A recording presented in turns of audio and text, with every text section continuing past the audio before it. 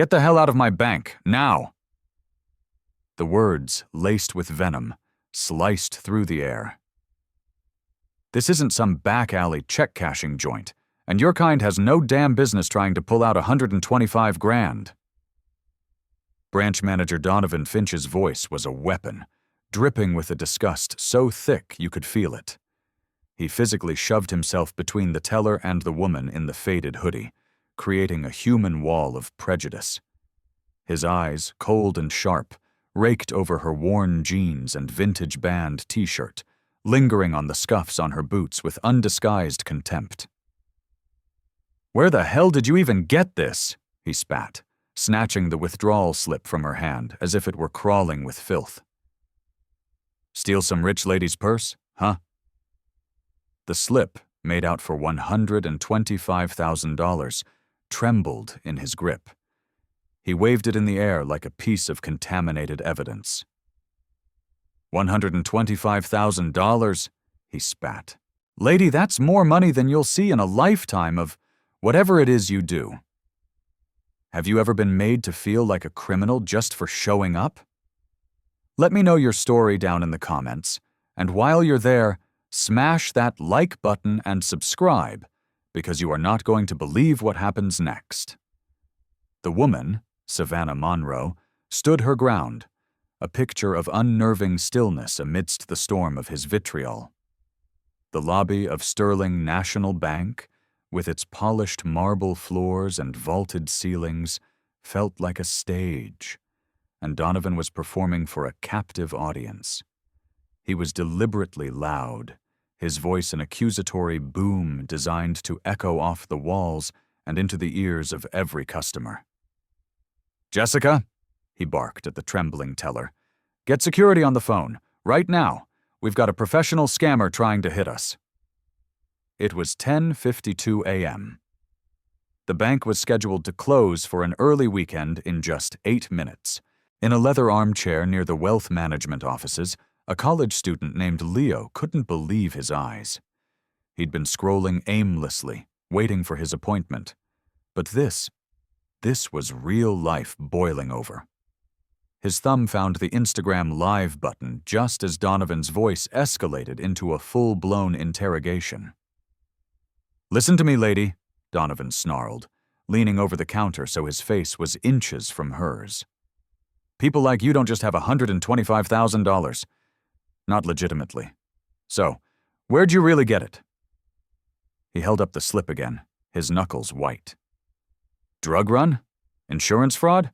Cashing out some poor sap's life savings you scammed him out of?"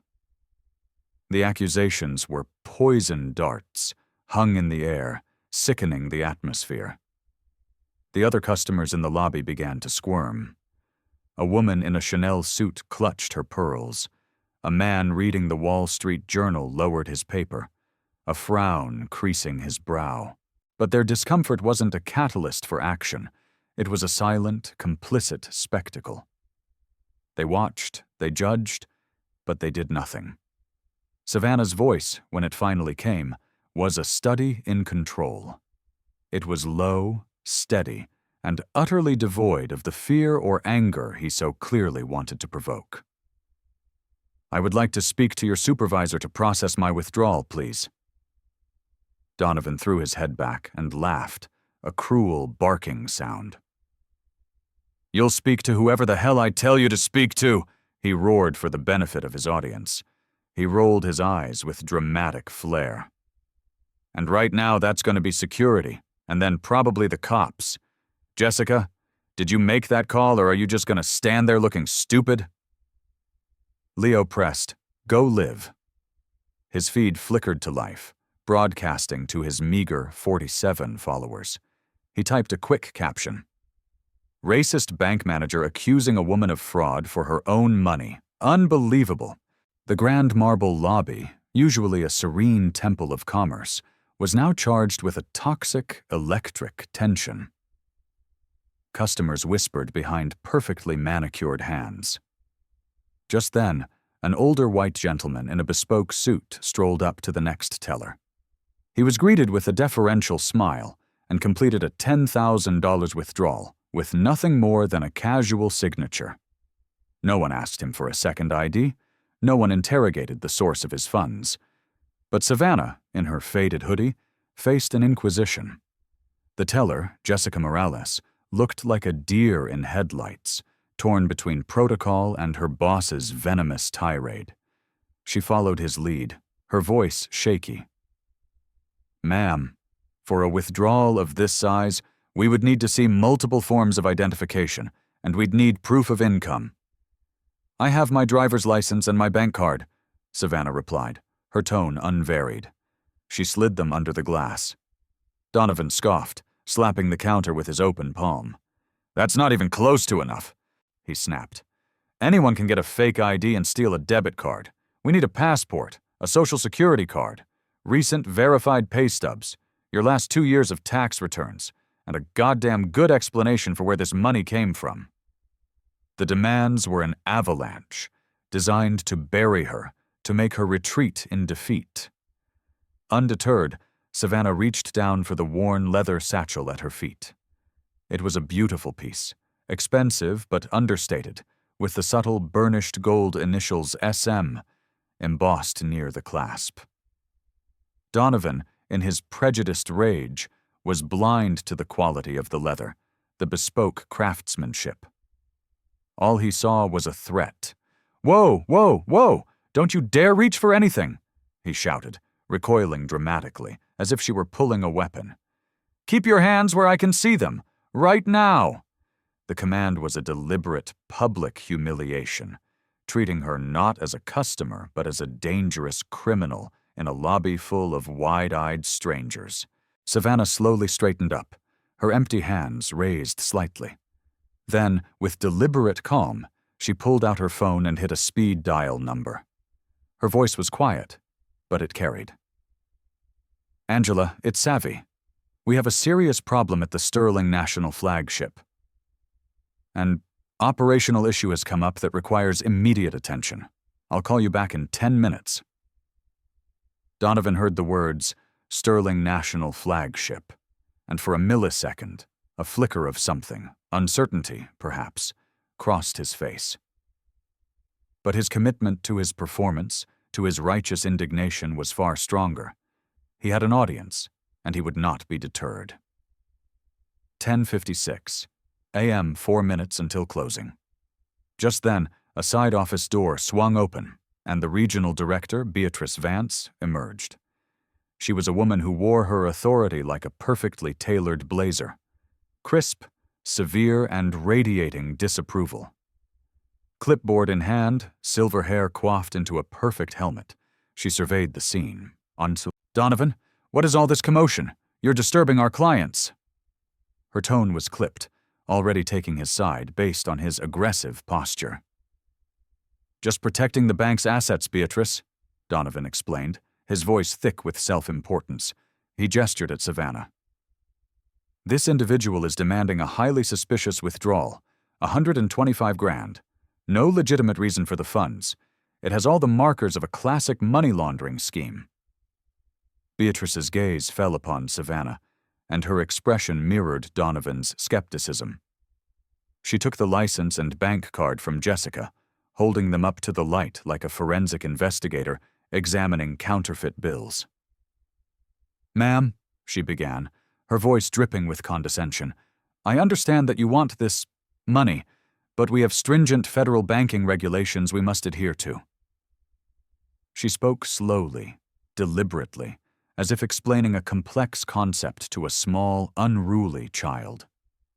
"Large cash withdrawals require extensive documentation and a thorough verification process to prevent illicit activities." "I am simply requesting access to the funds in my account," Savannah said, her voice still a quiet island in a sea of hostility. "Your alleged account," Beatrice corrected, a slight, smug smile playing on her lips. "We have seen incredibly sophisticated identity theft rings. These criminals use high-quality forgeries to target high-value accounts." Leo whispered into his phone, his voice a strained hush. "Yo, are you guys hearing this? They're talking to her like she's a criminal mastermind. Alleged account? For real? His livestream viewer count had silently climbed to over 200 people. Comments were starting to pour in. What bank is this? Sterling National? This is straight-up racism. OMG, someone get her a lawyer. Record everything, dude. At the adjacent counter, the businessman who had effortlessly withdrawn his $10,000 without a single question being asked, tucked the cash into his wallet and walked away, pointedly avoiding eye contact with the scene unfolding just feet away. Beatrice continued her verbal assault, tapping a perfectly manicured nail on Savannah's bank statement. These deposits into your account, they look highly irregular. Multiple large transfers from various sources, inconsistent amounts. These are all red flags for a money laundering operation. Those are dividend payouts and capital gains distributions from my investment portfolio, Savannah explained, her patience seemingly infinite. What kind of business? Donovan demanded, jumping back in. And you can be damn sure we'll need to see the incorporation documents, your business licenses, and the last 5 years of tax returns for that too. Beatrice nodded, her expression one of stern approval. We appreciate customers who understand the need for thorough verification, Donovan. She was praising him, rewarding his blatant profiling right in front of the woman he was terrorizing. He preened under the validation. 10:58 a.m., 2 minutes to closing. Beatrice made the decision that would seal their fate. Ma'am, I am not comfortable with this transaction. I'm going to have to ask you to schedule an appointment with our fraud prevention department for next week. We will not be processing this withdrawal today. My account has more than sufficient funds to cover the withdrawal, Savannah stated calmly. It wasn't a question. It was a fact. Alleged funds in an alleged account, Beatrice repeated, clearly savoring the phrase.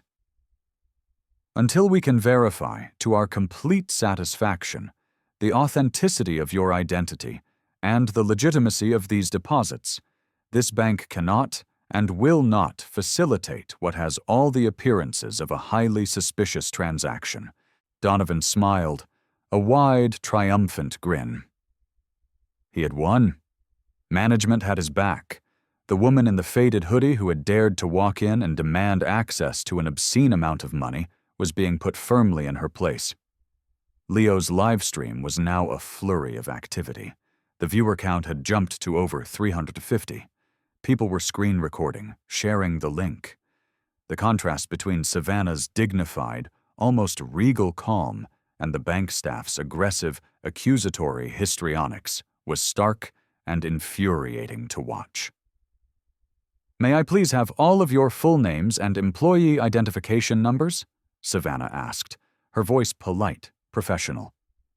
I need to document this interaction for my records. Beatrice actually laughed, a short, sharp bark of amusement. Document it for who, dear? Your public defender? Donovan joined in, his laughter echoing hers. Lady, you're about to get a free ride downtown. I don't think you're in a position to be taking anyone's name. Savannah's leather satchel sat at her feet. On the side, unseen by the willfully blind employees, the embossed logo for Monroe Equity Holdings was clear as day. But their prejudice had clouded their vision, rendering them incapable of seeing the truth right in front of them. I am happy to wait while you contact whomever you need to contact, Savannah said, her voice unwavering. This is a matter of some urgency. Beatrice and Donovan exchanged a look of pure, unadulterated disbelief. Important business, Donovan muttered under his breath, just loud enough for everyone to hear. As if this woman, dressed like a college student on laundry day, had any important business anywhere, let alone in their hallowed halls of finance. Security was on its way. 10:59 a.m. 1 minute until the doors locked for the weekend. The heavy, measured footsteps of head of security, Frank Miller, echoed on the marble floor. He was a mountain of a man, ex-cop, with a face that looked like it was carved from granite and a disposition to match. The radio on his belt crackled, a symphony of the city's mundane emergencies. "What's the situation here, Beatrice?" Miller asked, his gaze already locked on Savannah. It was the practiced, dehumanizing stare of a man trained to identify and neutralize threats. "Attempted wire fraud, possibly federal," Donovan jumped in, eager to frame the narrative. "This individual is using what we believe to be forged documents to try and clean out an account for $125,000. Miller pulled out a small, worn notepad. "Ma'am, what's your name?" His voice was flat, official. "Savannah Monroe," she replied, her composure unshaken. "And I would like to speak with the president of this bank before this situation escalates any further." Beatrice scoffed, the sound sharp and dismissive. "The bank president doesn't have time to deal with fraud cases from walk-ins. Frank, please escort this woman out. She's causing a scene and disrupting our legitimate customers." Leo's Instagram Live was exploding. The viewer count shot past 600. The chat was a waterfall of rage and disbelief. Someone had identified the bank's exact location in uptown Charlotte. The hashtags, Withdrawal banking while black and sterling. National shame were starting to pop up. The few remaining customers in the lobby were now fully invested. A young couple at the loan desk whispered furiously. An elderly woman clutched her handbag tighter as Savannah shifted her weight. Everyone was watching the drama unfold. No one was willing to intervene. 11:02 m, closing time. The automatic doors slid shut with a pneumatic hiss, locking everyone inside. "Ms. Monroe," Miller said, his voice taking on a formal, procedural tone. "These bank employees are alleging that you are attempting to commit a serious crime. Are you going to leave the premises voluntarily, or am I going to have to place you under detainment and call Charlotte-Mecklenburg PD?" The threat, now explicit, hung heavy in the recycled air of the lobby. Savannah was outnumbered, surrounded, and being filmed. Yet she stood as if she were the one in command. "I am requesting access to my own money, in my own account, to conduct legitimate business," she repeated, her patience a superpower. "Your alleged legitimate business," Beatrice interjected, her voice rising in frustration, "until we can verify these highly suspicious deposits and confirm the authenticity of your identity." Donovan, emboldened by the arrival of security, stepped so close he was invading her personal space. "Lady, normal, hard-working people don't just waltzing into a bank and demand a house-sized pile of cash. You're either running a criminal enterprise or you're trying to scam us. Which is it?" The accusation was designed to break her, to provoke a reaction that would justify his actions. Leo whispered frantically into his phone. "They're gonna arrest her. I can't believe this is happening. She is the calmest person in this entire room, and they are treating her like she just robbed the place." 11:01 a.m., 1 minute past closing. Beatrice decided to escalate. "Frank," she said, her voice now cold and hard, "I believe what we're witnessing here is an attempt at federal bank fraud. This woman is presenting what is almost certainly fake identification, has access to stolen account information, and is demanding immediate access to funds for which she has no plausible, legitimate explanation." The charge, federal bank fraud, was a devastating escalation. It wasn't a local misdemeanor. It carried mandatory prison time, crippling fines, a permanent record that would shadow her for life. "Ma'am, I need you to place your hands behind your back and step away from the counter," Miller instructed, his hand moving towards the handcuffs on his belt. "You will wait in the security office while we contact the federal authorities." It seemed over. Savannah was cornered, surrounded by hostile accusers. The security chief was about to restrain her. The customers were silent witnesses. But Frank Miller paused. He had been a cop for 20 years and head of security for 10. He knew how to read people, and this was all wrong.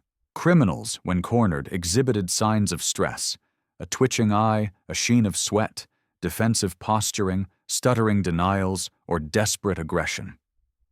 This woman, she was radiating an almost supernatural calm.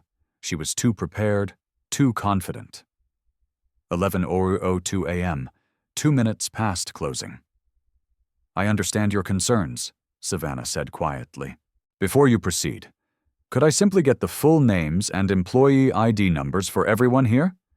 I want to ensure my documentation of this event is completely accurate." The request seemed to tickle Donovan. "Documentation for your public defender?" he sneered. "Honey, good luck explaining federal fraud charges to a judge." "Ma'am, you are seconds away from being placed under arrest," Beatrice added with a mocking smile. "I don't think paperwork is your most pressing concern right now." But Savannah was already methodically aiming her phone's camera, not at them, but at their name tags. "Donovan Finch, branch manager," she narrated softly. "Beatrice Vance, regional director. Frank Miller, director of security. Jessica Morales, teller." Her phone made quiet clicking sounds. "Just want to make sure I spell everything correctly for the report." Leo's live stream viewer count rocketed past 800. Someone in the comments had found Sterling National Bank's corporate headquarters phone number and was posting it repeatedly. Screenshots of the bank employees' faces were already spreading from Instagram to Twitter. The hashtag, #Sterling National Shame, was beginning to trend in the Charlotte area. 11:03 a.m., 3 minutes past closing. Miller's radio crackled again. The dispatcher's voice was clear. "All units, be advised. CMPD has been notified of a potential 1031, bank fraud in progress, at Sterling National Downtown. Federal authorities have been alerted. Backup security is en route." The final nail seemed poised to be hammered into her coffin. Police were coming. Feds were being notified. Derek could barely contain a smug smile. He hoped the $125,000 was worth 20 years in a federal penitentiary. Beatrice was already mentally composing the incident report. This would be a perfect case study for the next regional training seminar on identifying sophisticated fraud attempts. But Savannah moved with a deliberate, unhurried grace. She reached for her leather satchel, her movements calm, non-threatening, utterly professional. "Before you finalize those reports," she said quietly, "I believe there is something you all need to see." Miller tensed, his hand still on his cuffs, but his cop instincts screamed at him to wait. Something was about to shift. Savannah opened the satchel and pulled out a thick, leather-bound portfolio. The paper was heavy, expensive cream stock, the logo embossed in a muted gold foil that caught the harsh fluorescent lights of the lobby. "What is it now?" Beatrice said with theatrical exasperation. "More of your forged documents? It's not going to help you, dear." Leo's phone battery flashed a 15% warning, but his audience had crested 1,000 viewers. The comments were frantic with speculation. "Plot twist incoming. OMG, what's in the folder? This woman is a boss. She has something on them. I can feel it. 11:04 a.m., 4 minutes past closing. Donovan made his final, desperate play for dominance. "Security, I am ordering you to remove this individual from the premises. Now. We have a bank to close." Beatrice nodded her curt approval. "Ms. Monroe, or whatever your real name is, you have wasted enough of our time. The federal investigators can sort through your little packet of lies." Miller took a half-step forward, the metal of his handcuffs glinting. The end of the line. But Savannah simply held up the portfolio. "Mr. Miller, before you make an arrest that will irrevocably alter the course of your life, and this bank, I strongly suggest you show this portfolio to your bank president." "Our bank president doesn't review routine fraud cases," Beatrice said, her voice dripping with scorn. "He's going to want to review this one," Savannah replied, her voice still a whisper, yet it boomed with an unspoken authority that finally made them pause. The cover of the portfolio was clearly marked. Monroe Equity Holdings, Corporate Acquisition Portfolio, and in smaller, elegant script just below it, Sterling National Bank, Majority Shareholder Agreement. Miller froze. He looked closer at the letterhead. Corporate seals, legal disclaimers, official formatting. This was no homemade forgery. What exactly am I looking at? He asked, his voice suddenly hoarse. Donovan rolled his eyes. More fake papers. Can we just cuff her and be done with this? But Beatrice's expression had begun a slow, horrifying transformation. She leaned over Miller's shoulder, her eyes scanning the cover page. The color drained from her face, leaving a pale, sickly mask of disbelief. This says... Her voice caught, a dry rasp in her throat. Leo's phone battery hit 10%. His viewer count was now over 1,500. The comment section was a blur of pure adrenaline and anticipation. Something massive was happening. What does it say, Beatrice? Donovan demanded, his impatience turning to irritation.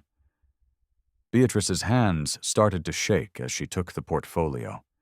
She looked up, not at the document, but at the face of the woman in the faded hoodie. She looked at Savannah Monroe as if seeing her for the very first time. The lobby was so quiet you could hear the frantic beat of Donovan's heart. Beatrice's voice was a choked, horrified whisper. It says Savannah Monroe is the new majority shareholder and chairperson of the board of Sterling National Bank. The silence that followed was a physical thing, a crushing weight that sucked the air out of the room. The portfolio in Beatrice's trembling hands contained the executed documents from a hostile takeover completed 6 weeks prior. Monroe Equity Holdings, a multi-billion-dollar private equity firm, had acquired a 58% controlling interest in Sterling National's parent company. "She's the owner," Beatrice whispered again, the words barely audible.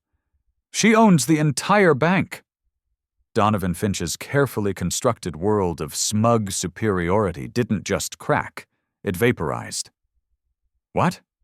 That's impossible," he stammered, his face turning the color of ash. "She's lying. It's a trick." But Frank Miller, the seasoned cop, knew authenticity when he saw it. The weight of the paper, the precision of the legal language, the embossed corporate seals. This was a billion-dollar transaction document, not something printed out at a copy shop.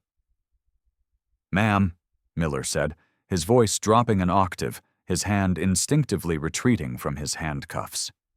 His entire posture shifted from enforcer to subordinate. Can you explain what I am holding?" Savannah's voice remained calm, professional, yet now it carried the undeniable weight of absolute power. "I am Savannah Monroe. I am the founder, CEO, and chairperson of Monroe Equity Holdings. My firm finalized the acquisition of a controlling interest in this bank 6 weeks ago. I am, for all intents and purposes, your new boss." The words detonated in the silent lobby. Donovan staggered back a step as if physically struck. Jessica the teller dropped her pen, which clattered loudly on the floor. Beatrice's clipboard slid from her nerveless fingers, sending a cascade of papers scattering across the pristine marble. Leo's Instagram live feed shattered. The viewer count leaped from 3,500 to over 3,000 in the 30 seconds it took for the revelation to sink in. The chat function simply broke under the flood of comments. "OMG, she owns the bank. Plot twist of the century. Donovan is so fired, LMAO. This is better than a movie." 11:05 5 minutes past closing. Donovan's mind was a frantic mess, rewinding the events of the past 15 minutes. He'd mocked her. He'd insulted her. He'd accused her of being a drug dealer. He had threatened the woman who signed his paycheck with federal prison. "Chairperson Monroe," Frank Miller said, his voice now laced with a profound and terrified respect. I We had no idea you were conducting a customer service evaluation." "It wasn't scheduled," Savannah replied, her voice cool and precise. "I was on my way to a real estate closing.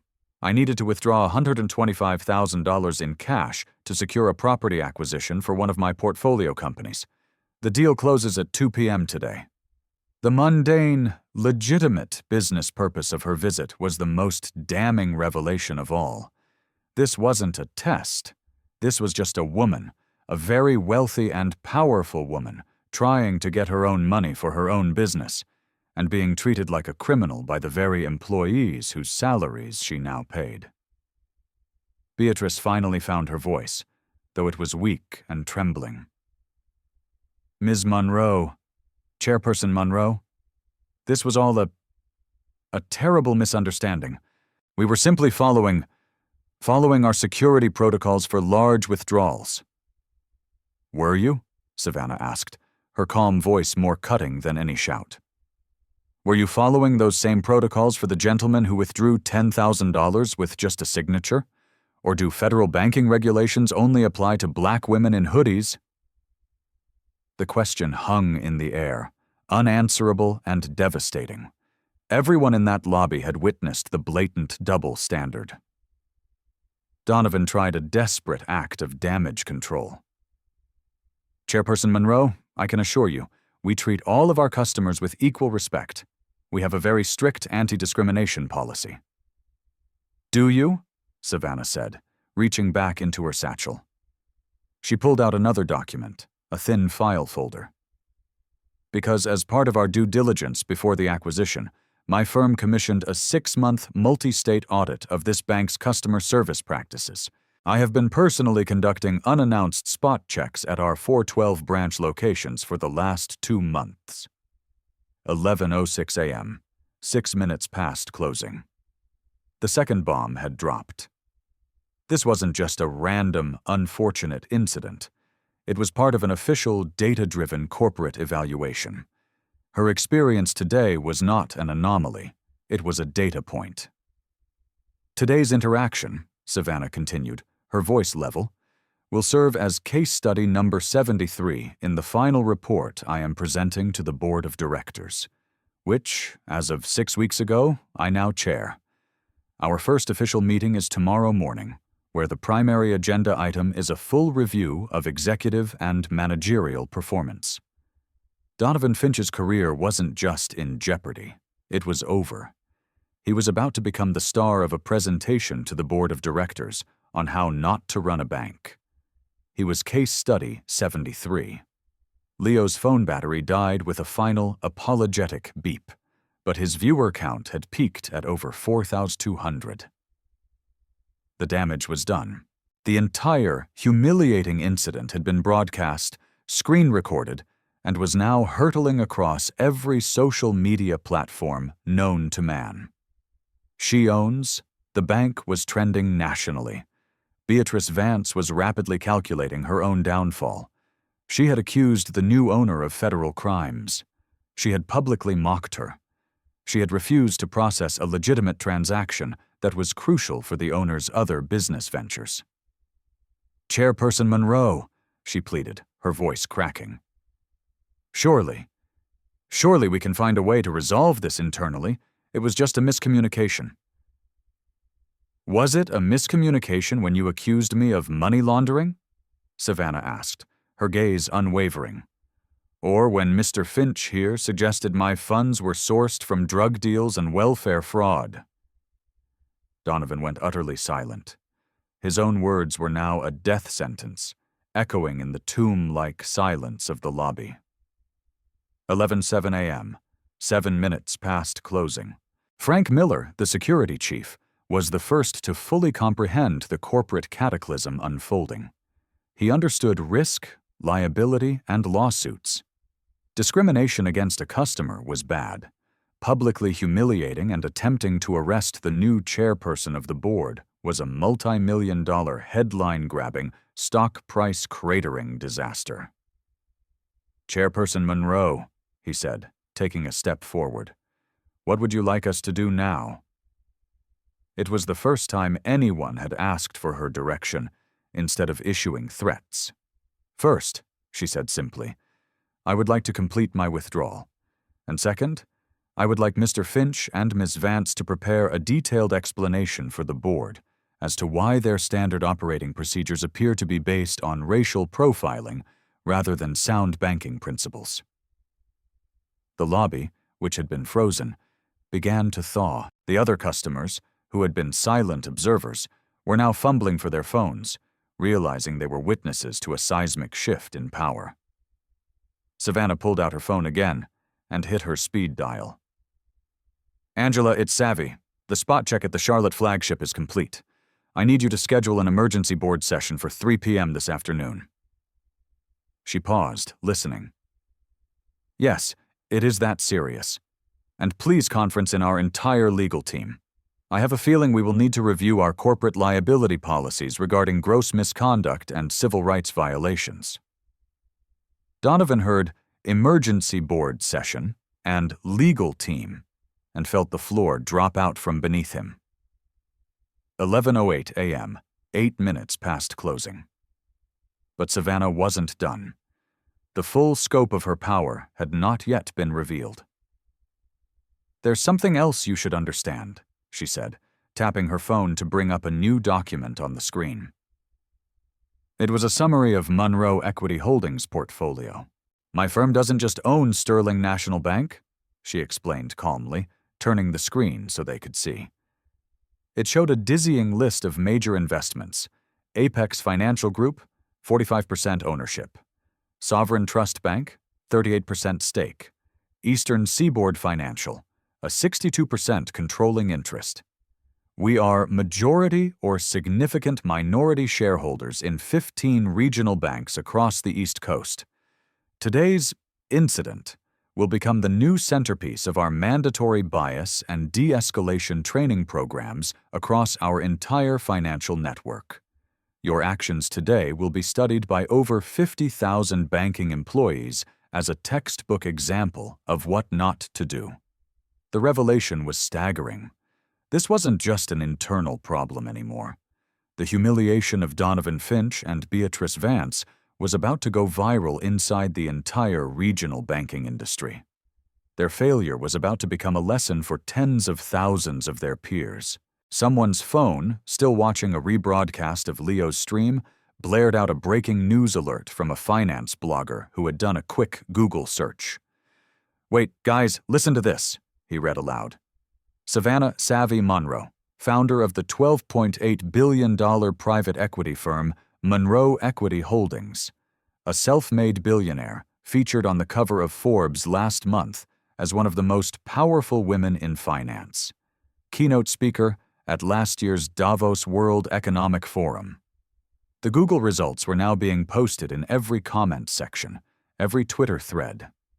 Savannah Monroe wasn't just a bank owner. She was a global financial titan, and Donovan Finch had just spent 15 minutes accusing her of welfare fraud. "Mr. Finch," Savannah said, her voice softening slightly, but carrying a new weight of personal history. "I opened my very first savings account at this specific branch 30 years ago. I was a teenager with a summer job, and I had $57 to my name. The teller that day treated me with more respect and dignity than you have shown me today." The detail was a final, devastating blow. This wasn't just any bank branch. It was where her entire financial journey had begun. "Today," she said, her voice quiet but firm, "as the woman who now owns this institution, I was treated like a criminal for trying to access my own capital. That tells me the problem isn't personal, it's systemic. And systemic problems require systemic solutions." 11:10 a.m., 10 minutes past closing. Frank Miller's radio squawked to life again. It was the backup security he'd called for. "Security 1, we are approaching the front entrance for the fraud suspect." "Cancel that call," Miller said quickly into his radio, his face burning with shame. "Situation resolved. False alarm. No assistance required." But it was too late. 2 more uniformed security officers burst through the now unlocked front doors, hands on their sidearms, ready for a confrontation. "Where's the suspect?" the lead officer demanded, scanning the lobby. Frank Miller's face was beet red. "There's been a profound misunderstanding," he managed to choke out. "There is no suspect, just a customer service matter." The backup officers looked utterly baffled. High-priority federal bank fraud alerts didn't just evaporate into customer service matters. Savannah's phone was buzzing relentlessly. Her executive assistant was forwarding her links to the news articles already popping up. The Washington Post, billionaire bank owner accused of fraud by her own employees in viral video. CNN. She owns the bank, the moment a CEO exposed bias at the highest level. "Chairperson Monroe," Beatrice pleaded, her voice a desperate whisper. "Please, how can we fix this?" Donovan remained silent, his gaze fixed on his own expensive shoes, as if they held the answer to his survival. 11:12 a.m., 12 minutes past closing. Savannah finally answered Beatrice's question, her voice ringing with the clarity of a leader about to issue a new mandate. "Fixing this starts with immediate, sweeping policy reform across all Sterling national branches, a zero-tolerance protocol for discrimination, mandatory, rigorous, and continuous anti-bias training for every single employee, from the tellers to the board members, and real, tangible accountability measures to ensure a disgrace like this never, ever happens again." She paused, and then her gaze fell, with surgical precision, upon Donovan Finch. "Mr. Finch, in front of your staff, your customers, and a live online audience of thousands, you accused me of being a criminal, of dealing drugs and committing fraud. In your professional opinion, what would be the appropriate accountability for that?" Donovan had no answer. His mouth opened, but no words came out. What could he say? What apology could possibly be sufficient? The other customers, silent no more, now began to speak up, offering belated support. "I am so sorry, I should have said something," offered the man in the bespoke suit. "That was completely out of line from the very beginning," added a woman from the loan desk. Their apologies were too little, too late, but they added to the chorus of his condemnation. As the gravity of the situation seeped through the back offices, more employees began to emerge, drawn by the unnatural silence followed by the panicked whispers. Loan officers, administrative assistants, wealth managers. They all crept out to witness the spectacle of their new owner standing in the lobby, having just been accused of federal crimes by their now doomed managers. The corporate devastation was absolute. Everyone knew. Everyone would remember. Savannah's original withdrawal slip still lay on the counter, crumpled and abused from where Donovan had snatched it. A simple piece of paper representing a routine business transaction that had, through the lens of pure prejudice, been twisted into a federal investigation. "Chairperson Monroe," Frank Miller said formally, his voice imbued with the gravity of the moment. "How would you like us to proceed?" For the first time since she walked through those doors, someone was asking for her orders, not giving her theirs. Savannah took a slow, deliberate look around the marble lobby, at the scattered papers of Beatrice's failure, at the terrified faces of her new employees, at the customers still recording, their phones held up like monuments to this moment, at the confused backup security guards. "I would like to speak with the president of this bank," she said, her voice the calm center of the hurricane she had unleashed. "And then I would like you to process my $125,000 withdrawal. I have a real estate deal to close." 4:58 p.m. Later that day, in the hushed, mahogany-paneled boardroom on the top floor of Sterling National Tower, Bank President Arthur Sterling III, a man whose family had founded the bank 4 generations ago, delivered the comprehensive action plan. It was 112 pages long, bound in leather, and placed on the gleaming conference table 2 minutes before Savannah's 5:02 p.m. deadline. It was not a suggestion. It was an act of corporate surrender. It detailed the immediate, brutal consequences and the systemic, long-term reforms that would forever change the DNA of the institution. Immediate personnel actions. Donovan Finch, terminated for cause, effective immediately, for gross misconduct and violation of the bank's code of conduct and civil rights policies. A permanent note would be added to his financial services employment record, detailing the incident. As a condition of his severance, he would be required to fund a $50,000 scholarship for minority students pursuing careers in finance. Beatrice Vance, demoted from regional director to a non-managerial role in the corporate compliance department with a 50% reduction in salary. Placed on indefinite probation with her continued employment contingent upon the successful company-wide implementation and adoption of the new anti-bias training protocols. She would personally oversee the training, forcing her to become an expert in the very subject she had so spectacularly failed to understand. Jessica Morales, placed on a 30-day paid administrative leave, during which she would undergo intensive bystander intervention and de-escalation training. Her return to work would involve a mentorship program led by senior employees of color. Frank Miller, required to undergo a complete review and redesign of all security interaction protocols, to be developed in consultation with civil rights organizations. He would personally lead mandatory training sessions for every security officer in the company, focusing on de-escalation and dignity preservation. Systemic policy and cultural overhaul. 1. The Monroe Protocols, implemented within 24 hours across all 412 Sterling national locations. This new code of conduct eliminated all ambiguous, appearance-based verification procedures. Withdrawal protocols were standardized with identical, stringent requirements for every customer, regardless of the amount, their attire, or the color of their skin. Any denial of service would require written justification and sign-off from 2 separate senior managers. 2. Technological accountability. The bank would immediately fund the development and implementation of an AI-powered monitoring system. This system would analyze customer interaction data in real time to flag potential instances of biased language or discriminatory treatment, providing immediate alerts to compliance officers.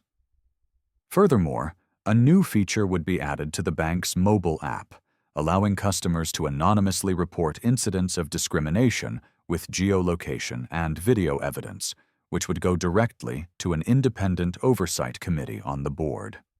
3. Training revolution. All 19,000 employees of Sterling National Bank, from the mailroom to the boardroom, would be required to complete a new 40-hour mandatory course on systemic bias, racial equity, and inclusive customer service.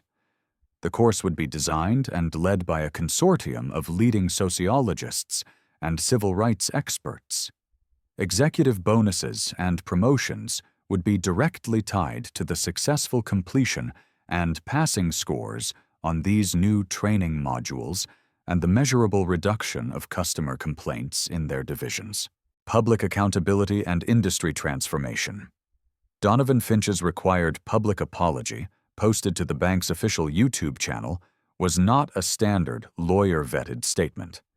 Savannah insisted it be his words, raw, unrehearsed, and humiliating. It became a viral sensation, a brutal case study in corporate consequence. "I didn't see a customer," he said, his voice hollow. "I saw a stereotype. And I acted on that ugly prejudice. I accused our new owner, a titan of this industry, of being a criminal based on nothing more than her clothes and my own ignorance. My actions were racist, unprofessional, and unforgivable." That video became the opening module in the new mandatory training program for every employee. The news of the incident and the radical, sweeping changes that followed sent shockwaves through the American banking industry. Rival banks scrambled to review and overhaul their own policies, fearing a similar public relations catastrophe.